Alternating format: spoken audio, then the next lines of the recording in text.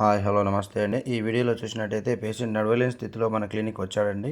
పేషెంట్కి పక్షవాతం వచ్చిన తర్వాత ఒక 20 రోజుల పాటు ఏమాత్రం తన మతిలో లేకుండా ఉన్నాడండి. హాస్పిటల్లో అడ్మిషన్ తర్వాత మన క్లినిక్ వచ్చిన తర్వాత గ్రూప్ మజిల్ స్టిమ్యులేషన్ ఇవ్వడం జరిగింది. హాఫ్ ఆఫ్ ద బాడీ అనగా ఎడమ చేతి మరియు ఎడమ కాలుకు పక్షవాతం వచ్చిందండి.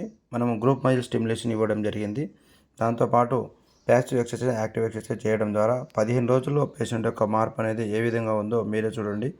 స్టిక్ తోటి ఎంత మంచిగా తను వాకింగ్ చేయగలుగుతుంది ఇండిపెండెంట్గా. ఫస్ట్ రోజు ఏ విధంగా ఉండే మరియు 15 డేస్ తర్వాత ఏ విధంగా, మరియు మనము ఇంటికి వెళ్ళి పేషెంట్ రాని పక్షంలో హోమ్ విజిట్ కూడా చేయడం జరుగుతుందండి. దాని తర్వాత పేషెంట్ యొక్క పరిస్థితి అయితే ఈ విధంగా మార్పు చాలా వచ్చిందండి.